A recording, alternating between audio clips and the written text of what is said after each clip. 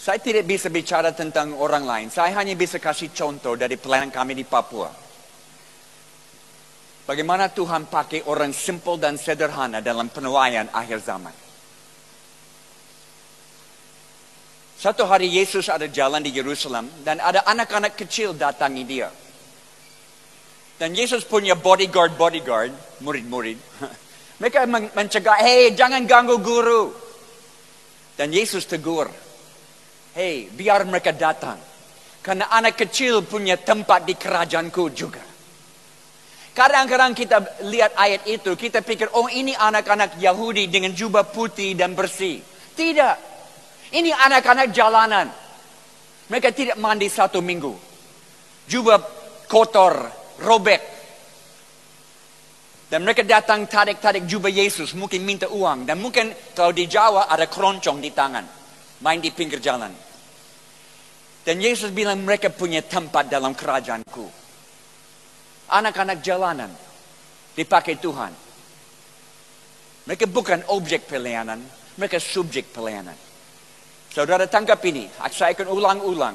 Tidak ada orang di muka bumi ini yang layak menjadi objek pelayanan.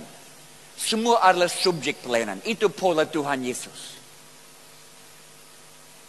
Waktu kami pindah ke kota 20 tahun yang lalu, tampung anak-anak mabuk dari jalan. Dari situ kami mulai tampung anak-anak di rumah sampai hari ini. 20 tahun, ada 20 sampai 30 anak tinggal di rumah kami. Ini bukan panti asuhan. Ini keluarga besar. Karena anak-anak perlu figur bapa dan mama. Ini anak-anak yang terlantar, anak-anak yang di jalan, ada yang yatim piatu, ada yang tidak. Ada yang rumah tidak aman. Di Papua, saudara, 70% perempuan Papua diperkosai sebelum mencapai umur 17 tahun. Di rumah. Oleh omnya, kadang-kadang oleh ayah. Rumah tidak aman. Jadi siapa yang perlu perlindungan bisa datang tinggal di rumah kami. Anak-anak yang di geng-geng, di jalan, mereka mau keluar dari geng datang. Siapa bisa datang? Mereka bukan orang percaya. Mereka jauh dari Tuhan. Tapi mereka masuk mulai belajar menuju kepada Yesus. Mulai mengarah kepada Yesus bersama kami.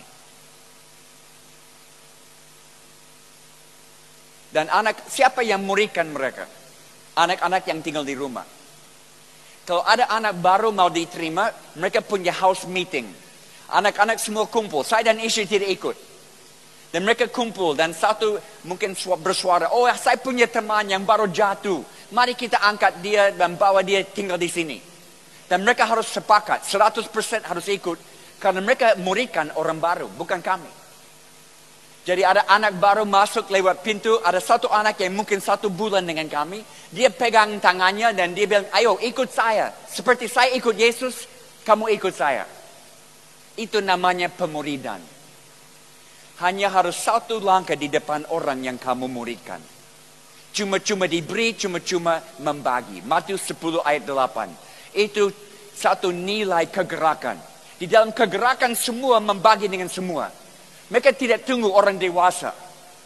Semua melayani. Kadang-kadang orang tanya, Jim ada buku pemuridan? Dulu ada, sangat tebal. Makin lama jadi tipis sampai akhirnya saya buang. Sekarang saya muridkan dengan ayam. Di Semarang ada ayam. Oh bisa muridkan. Kami punya ternak ayam, 1000 ekor ayam. Ayam potong, ayam petelur. Dan ini ayam rohani. Tidak pakai obat, pakai doa. Setiap kandang didoakan setiap pagi. Dan waktu kami potong ayam, anak-anak bawa ayam ke tempat sate, rumah makan, jual. Dan mereka bersaksi, Bapak Ibu, daging ayam ini rasa lain daripada daging ayam lain. Tidak ada obat di dalam, ada doa di dalam. Ini akan bawa berkah kepada keluargamu. Dan banyak orang beli ayam mas ini dari anak-anak kami. Dan mereka dengar kesaksian dari anak-anak bagaimana hidup mereka dipulihkan oleh Tuhan. Anak-anak ini adalah penginjil-penginjil lewat ayam. Setiap pagi kami kasih makan ayam pagi dan sore. Kalau saudara mau jadi pemimpin dalam pelayanan kami di Papua, harus kasih makan ayam 6 bulan baru bisa jadi pemimpin. Karena ini pembentukan karakter, bukan pengetahuan. Anak-anak dari geng-geng yang berkelahi di jalan, mereka mulai pulih hidupnya dan kami taruh mereka sebagai satpam. Kami punya business security terbesar di kota kami. Anak-anak kami jaga airport, perusahaan-perusahaan, sekolah-sekolah, semua anak kami. Dan mereka kenal semua penjahat. Jadi tengah malam ada kriminal berat lewat. Oh itu teman-teman. Mereka tangkap, bawa ke pos satpam, injilin dia, PA dengan dia. Anak-anak ini pelayan Tuhan. Tuhan pakai anak-anak jalanan. Oke, ada lagi. Yohanes 4. Yesus lewat Samaria, Sikar, dan ada perempuan timba air siang hari. Karena dia tidak bisa dengan ibu-ibu yang lain. Karena dia wanita pelacur. Dan Yesus bukakan hati dia, semua rahasia dibuka dan perempuan ini lari kembali ke kampung dan bawa seluruh kampung turun ketemu dengan Yesus. Dan Yesus tinggal 2 hari lagi dan satu kampung datang kepada Yesus karena wanita pelacur. Saya pikir kalau terjadi 2000 tahun yang lalu, masih bisa terjadi hari ini.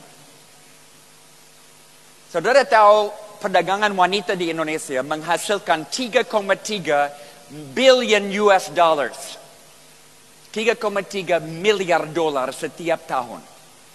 Indonesia mulai bersaing dengan Thailand. Dan ada 5 tempat yang paling booming, salah satu Papua. Karena di mana ekonomi booming, akan ada pekerjaan seks komersial booming juga. Dan 15 menit dari rumah kami adalah satu kota pelacuran. 400 pelacur yang dibawa dari Surabaya. Dari Jalan Doli diekspor ke Papua. Terima kasih Surabaya sumbangan yang diberikan.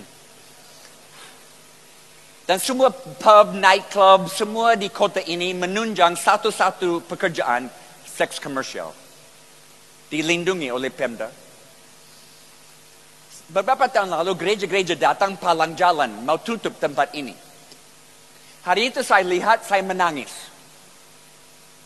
Karena saya tahu kalau ini ditutup, wanita-wanita ini hanya akan pergi ke tempat lain dan meneruskan pekerjaan satu-satunya yang mereka tahu. Di mana ada gereja yang mau terima mereka ke dalam gereja? Dari situ kami dapat izin masuk, istri saya dengan beberapa ibu dari Komsel mulai masuk kamar ke kamar. Bawa sedikit obat, sedikit makanan, tapi apa keperluan terbesar dari wanita pelacur? Harga diri. Semua harga diri dirampas dari dia karena dia hanya barang kenikmatan untuk orang lain. Jadi istri saya pakai pelayanan mendengar. Tidak harus bicara banyak, hanya mendengar. Karena tidak ada orang yang mau mendengar mereka. Dan lewat mendengar, bisa harga diri mulai pulih. Dan satu persatu mereka percaya Yesus, serahkan hidup kepada Tuhan. Tapi tidak bisa lari. Kalau lari, akan dikejar, dibunuh. Mereka punya hutang begitu tinggi tidak bisa dibayar. Dan mereka sudah lama dalam komunitas di situ. Semua lingkup sosial di situ. Mereka tidak bisa bayangkan hidup di luar. Jadi kami harus bikin lingkup sosial baru. Di mana mereka yang bertobat mulai buat PA, saling menggembalakan. Ada gereja di dalam tempat pelacuran. Gembala jemaat, wanita pelacur. Saling menggembalakan sampai mereka kumpul uang. Dan waktu mereka dapat setengah dari hutang, kami buat matching funds dan kami lunasi hutang mereka. Mereka keluar bebas, tidak bisa dikejar. Datang tinggal di rumah kami dan mulai belajar hidup yang baru. Tapi perlu waktu. Perlu waktu. Perlu minggu-minggu, berbulan-bulan. Hati sudah berubah. Mengasihi Yesus, tapi tetap harus melayani customer. Tapi sekarang mereka pakai pelacuran di dalam Tuhan. Di Semarang ada pelacuran di dalam Tuhan. Seperti ini. Saya punya kelompok laki-laki yang saya pimpin. Ini bukan pria sejati, ini pria yang belum sejati. Masih pukul istri, masih minum, tapi mereka belajar Alkitab dengan saya supaya hidup bisa lebih baik. Satu malam ada bapak baru gabung. Saya tanya, Pak, dengar tentang kelompok kami dari mana? Dia sedikit malu. Ya, saya dengar dari wanita pelacur. Terus saya mau dengar ini. Ya, minggu lalu saya masuk ke tempat pelacuran. Saya masuk ke kamar dengan wanita ini. Dan dia mulai bicara-bicara dengan saya. Dia tanya, Bapak tidak punya istri? Saya jawab, ya, saya punya istri. Dia tanya, Bapak tidak punya anak? Saya jawab, ya, saya punya anak. Dia tanya, kenapa Bapak datang ke sini, ke saya? Kenapa tidak pulang ke istri dan anak-anak? Saya bingung, saya belum pernah dengar pelacur bicara seperti ini. Saya tanya, kenapa kamu bicara seperti ini? Oh, istri Jim Yost, dia latih kami isi setengah jam dengan bicara-bicara. Tidak harus lakukan seks, harus tetap dibayar. Yes. Itu pelacuran di dalam Tuhan. Dan malam itu Bapak itu terima Yesus. Pelacur yang bawa dia kepada Tuhan. Why not? Kenapa tidak? Saudara, penginjilan akhir zaman akan gila. Apakah Semarang tahu istilah gila? Gerasi ingin lawatan Allah. Itu gila. Mari kita gila bagi Tuhan. Mimpi gila. Oke, ada lagi. Satu hari Yesus datang dari Danau Galilea dengan murid-murid, dan ada satu orang yang kerasukan banyak roh jahat. Bertahun-tahun dia telanjang, putar-putar di tempat kuburan, potong diri dengan batu tajam. Dia lihat Yesus, dia datang ke Yesus karena masih ada sesuatu dalam diri yang mau ditolong. Dan Yesus usir semua roh jahat ke dalam ternak babi yang lompat ke dalam air dan tenggelam, dan orang ini bebas. Langsung dia tanya, Yesus, saya mau gabung dengan tim sukses Yesus. Saya mau jadi anggota jemaat Yesus. Yesus tolak. Yesus bilang pulang ke kampung. Aduh, Yesus tidak tahu pola pemuridan. Kalau dia pulang ke kampung, dia harus lewat kubur itu dan banyak roh jahat lagi akan lompat ke dalam dia. Yesus bilang pulang. Dan kali berikut kita baca tentang daerah ini, daerah Decapolis, 10 kota. Tempat itu full dengan gereja. Siapa yang rintis gereja-gereja itu? Orang gila ini. Bayangkan waktu dia pulang ke kampung, berpakaian dan pikiran lurus. Mereka tanya, apa yang jadi dengan kau? Dan dia bilang, saya ketemu Yesus dan dia lepaskan saya. Kuasa dari kesaksian hidup yang dipulihkan. Itu penginjil yang paling hebat. Jangan bawa ke gereja. Selalu orang bertobat kita bilang, ayo datang ke gereja. Terlalu gelap di situ akan jatuh. Datang ke gereja, kami bisa muridkan. Murid 6 bulan. Murid 12 bulan. Baru kita minta, oke, kembali menjangkau keluarga. Terlambat. Semua hubungan sudah diputus. Biar orang di dalam tempat di mana dia datang kepada Tuhan dan menjalankan iman dengan takut dan gentar kepada Tuhan. Karena dia penginjil yang paling hebat.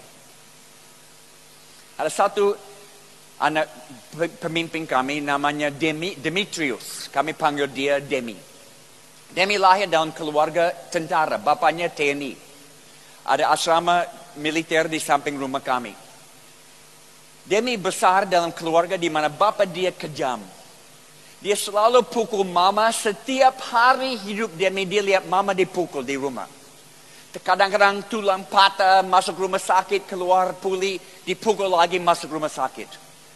Demi lihat ini terus-terus. Sampai waktu Demi umur 12 tahun, satu malam bapak tidur di kamar, Demi ambil parang. Dan dia masuk ke kamar, dia mau potong lehernya bapak. Pada saat terakhir, Tuhan tahan tangan dia dan dia tidak buat. Esok hari, bapak keluar ke pos jaga militer, kembali sore di depan rumah, jatuh, mati di tempat. Mereka tidak tahu serangan jantung atau stroke, tapi sudah meninggal. Demi punya luka batin sangat dalam, karena semua yang dia lihat bapak buat terhadap mama bertahun-tahun. Demi berontak. Dia masuk kenakalan, kejahatan, segala macam. Sampai jadi kriminal paling berat di kota kami. Masuk penjara keluar. Masuk penjara lagi keluar. Dari keluarga semua saudara terima Yesus lewat pelayanan kami. Mamanya serahkan hidup kepada Tuhan lewat pelayanan kami. Mereka bersaksi kepada Demi tapi dia tidak mau dengar. Mereka bilang Demi dia di luar anugerah Tuhan. Dia terlalu jahat. Sampai satu hari Demi minum mabuk dengan teman-teman malam dan ada tekanan dalam dada, dia jatuh, dilarikan darurat ke rumah sakit. Dalam perjalanan Demi berseru, Tuhan tolong. Kalau saya tidak mati, saya akan serahkan hidup kepadamu. Dan Tuhan berikan Demi kesempatan lagi. Dia tidak mati. Dan Demi berubah 180 derajat dalam satu malam. Esok hari saya taruh Alkitab di tangan Demi. Dan saya bilang, Demi, saya tidak mau kamu ke gereja. Saya tidak mau kamu masuk kursus pemuridan. Saya mau latih kamu buka Alkitab, buat PA induktif. Bagaimana bisa bertanya dan gali firman dan apa yang Roh Kudus bicara kepadamu, lakukanlah. Dan Demi bertumbuh cepat. Setiap hari dia dengar suara Tuhan dan dia melakukan. Sampai dia jadi satu pemimpin paling top di pelayanan kami. Satu hari Demi datangi saya, dia bilang, Jim, kalau Tuhan bicara kepada kami lewat firman, dalam renungan pagi atau dalam kelompok kecil atau kelompok besar, kalau kami dengar Tuhan bicara lewat firman, kami harus lakukan pesan Tuhan dalam 48 jam. Kalau kami tidak melakukan dalam 2 hari, kebenaran itu akan hilang dari kami. Saya renungkan, betul juga. Jadi ini menjadi syarat 48 dalam pelayanan kami. Kalau saudara dengar dari Tuhan, harus taat dalam 2 hari. Kalau tidak, kebenaran itu akan hilang dari kamu. Dan kami cek. Minta tanggung jawab. Demi tiap hari SMS saya. Bapak Jim baca apa di Alkitab hari ini? Bagaimana melakukan pesan Tuhan? Murid saya tanya saya. Saya perlu itu.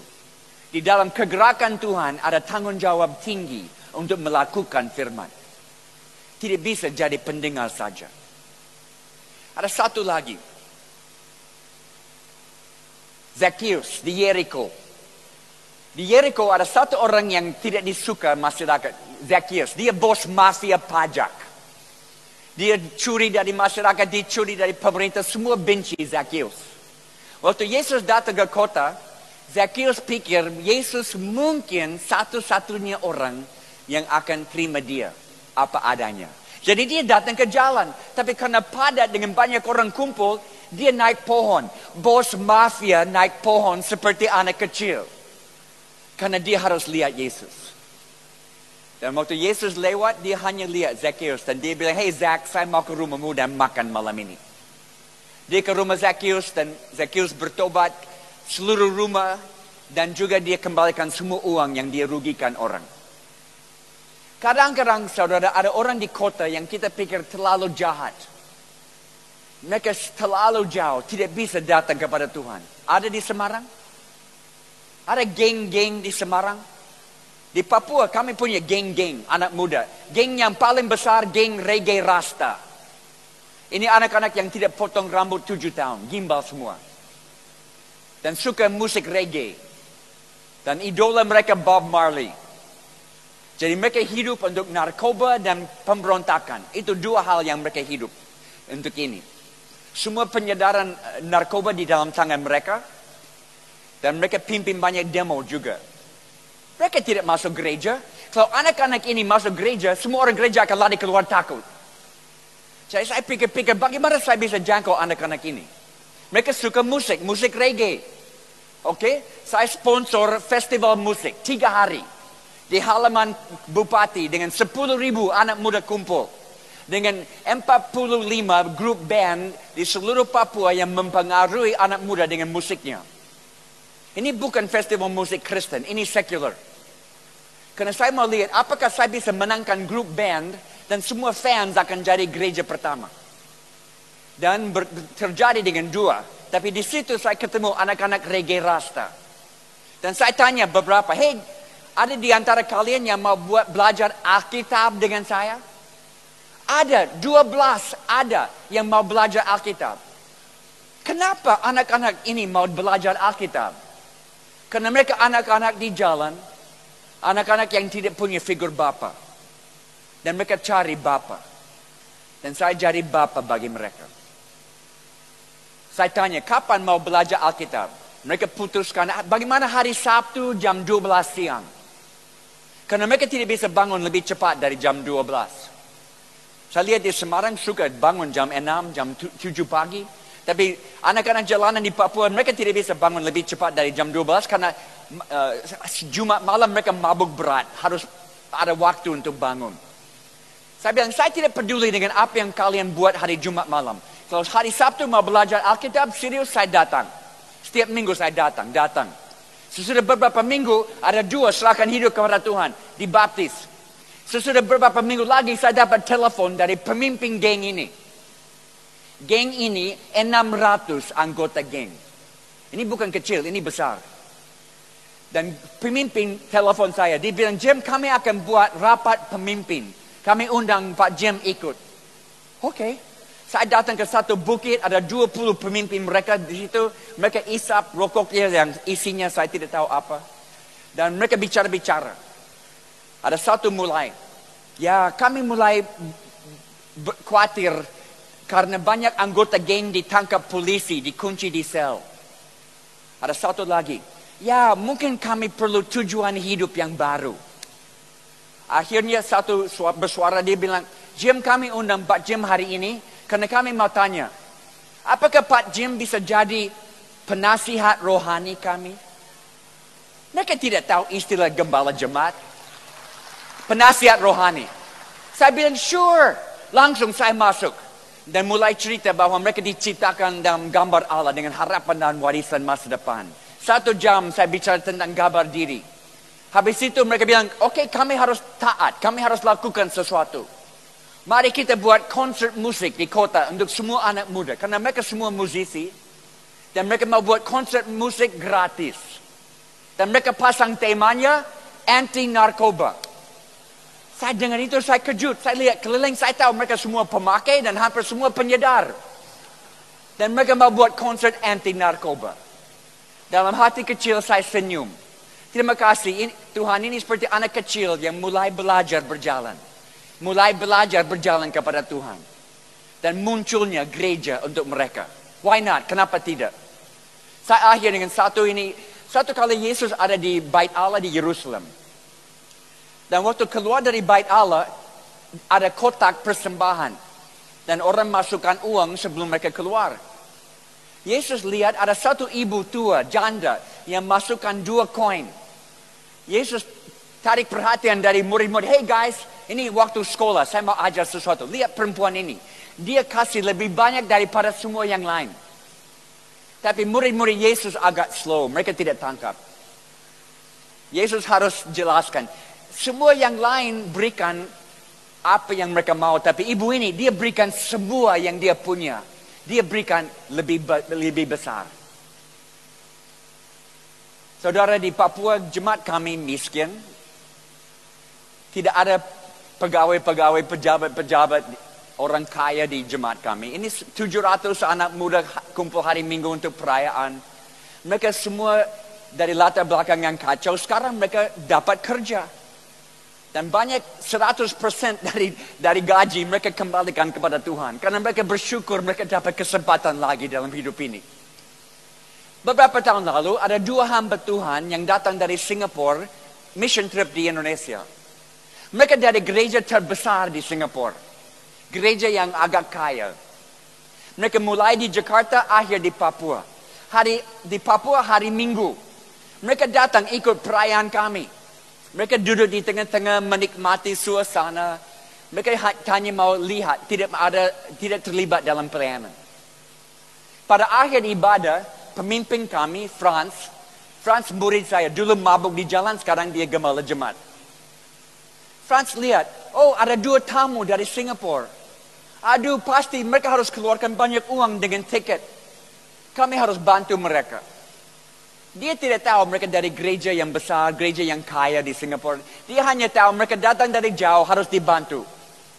Orang Papua tidak tahu Singapura di mana. Berapa tanjung di sungai sampai tembus di Singapura. Jadi Franz bilang, hey anak-anak jangan pulang. Kita buat kolekte ekstra, persembahan tambahan. Bantu 2 tamu ini yang datang dari jauh. Semua anak datang ke depan, masukkan uang di dalam keranjang. Franz panggil 2 hamba Tuhan ini maju untuk terima persembahan. Waktu dia taruh uang di tangan mereka menangis. Dan mereka langsung bicara, Jim, kami dari Singapura buat mission trip keliling dunia bertahun-tahun. Di mana kami pergi, mereka tahu kami dari gereja besar, gereja kaya. Selalu mereka ulurkan tangan dan minta uang dari kami. Ini kali pertama ada sumbangan yang diberikan kepada kami. Dan mereka menangis. Dan saya jawab, itu karena anak-anak kami tidak tahu mereka miskin. Mereka tidak tahu mereka miskin. Karena miskin bukan di sini, miskin di sini. Tuhan pakai orang miskin dalam penuaian akhir zaman. Siapa saja bisa masuk ke dalam. Saya di Kuba, saya buat pelatihan misi di Kuba, negara komunis. Gereja di bawah tanah, rahasia. Mereka kumpul di luar kota, 300 orang. Waktu saya kasih tantangan 3 pemimpin lari ke depan berlutut. Mereka bilang kami pemimpin harus responi firman sebelum yang lain. Wow. Saya mau bicara dengan mereka habis ibadah. Saya duduk dengan mereka dan satu orang saya tidak akan lupa. Namanya Roberto. Roberto bilang saya, Jim, saya penginjil. Saya suka rintis gereja. Tapi dokter bilang saya sakit. Penyakit kanker. Dokter vonis saya 6 bulan akan meninggal. Jadi saya janji Tuhan, dengan setiap bulan Tuhan berikan saya akan rintis satu jemaat baru, satu gereja baru. Saudara, itu beberapa tahun yang lalu. Roberto masih hidup sampai hari ini. Dan setiap bulan dia rintis jemaat baru. Saya percaya Tuhan perpanjang hidup dia. Karena dia samakan tujuan hidup dengan tujuan Tuhan. Mimpi dia dengan mimpi Tuhan. Apa mimpi Tuhan untuk Semarang? Samakan hatimu dengan mimpi itu. Paling akhir, contoh terakhir. Hero saya. Siapa hero saya? Anak-anak saya adalah hero saya. Karena saya tahu anak-anak saya akan buat lebih dari saya. Anak pertama, Amy. Lahir besar di hutan Papua. Kami homeschool, jadi semua anak bersama kami melayani sama-sama. Karena jemaat perdana ada keluarga. Jadi umur 12 tahun, Amy bantu mama dengan pelayanan di klinik. Jadi umur 12 tahun, dia bisa bantu ibu-ibu melahirkan.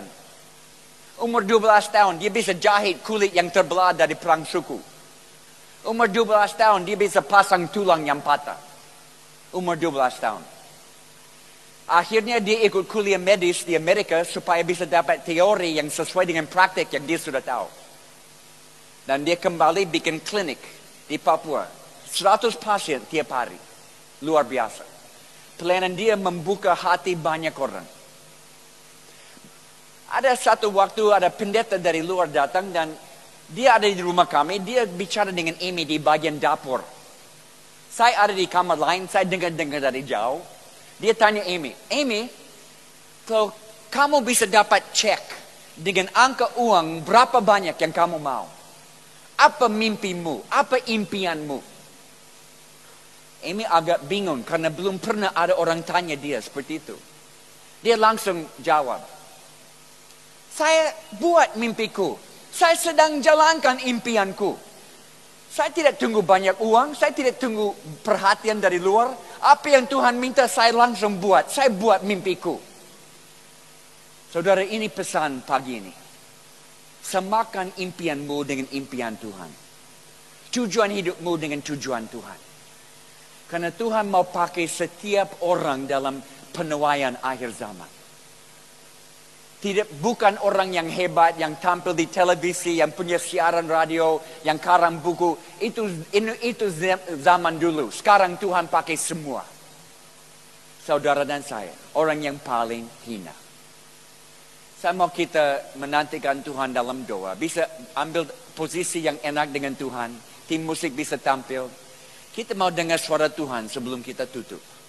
Jadi saudara bisa tutup mata, angkat tangan, tapi enak dengan Tuhan supaya bisa dengar suara Tuhan. Tuhan, saat ini kami minta pesan-Mu sangat jelas. Bukan suara Jim Yos yang didengar, tapi suara Roh Kudus yang didengar sekarang. Bicara kepada kami. Tuhan ampuni kami karena kadang-kadang kami rasa kami tidak berguna. Terlalu banyak masalah hidup, kami tidak memenuhi syarat. Tapi hari ini kami lebih sadar Tuhan mau pakai setiap orang. Semua adalah subjek dalam pelayanan. Dan hari ini Tuhan, kami berlutut di depan-Mu dan kami minta Tuhan, ambillah kami, pakailah kami untuk kemuliaan-Mu. Bukan kehendak kami yang terjadi, tapi kehendak-Mu jadikan dalam hidup ini. Mulai hari ini kami mau samakan tujuan hidup kami dengan tujuan-Mu Tuhan. Di mana saudara duduk sekarang, dengar suara Tuhan. Apa yang Dia bicara kepadamu? Ada di sini yang punya usaha, dan Tuhan mau jadikan usahamu gereja. Di mana Bapak, Ibu menjadi gembala untuk semua karyawan, dan caranya melakukan sesuatu dengan karyawan itu penggembalaan. Gereja pertama di usahamu. Karena usaha ditaruh di altar dan menjadi milik Tuhan sekarang. Ada di sini suami istri, anak-anak, keluarga menjadi gereja pertama. Dan Tuhan mau ekspresikan, mencerminkan diri lewat keluargamu kepada tetangga, kepada semua orang di sekitarmu. Rasakan tujuan Tuhan dalam keluargamu. Ada di sekolah, ada di kuliah. Tuhan mau pakai saudara di dalam tempat kuliah, tempat sekolah. Ada banyak anak muda yang bergumul, banyak anak muda yang berbeban. Ada yang mau bunuh diri karena mereka rasa besok tidak akan lebih baik dari hari ini. Dan Tuhan mau pakai saudara untuk bawa pengharapan, harapan baru di tengah-tengah sekolah. Katakan, ya Tuhan, saya mau ikut panggilan-Mu. Tujuan hidup ini saya samakan dengan tujuan-Mu Tuhan. Apa yang Kau mau buat di kota Semarang mulai dengan kami. Mulai dengan kami. Mulai dengan saya.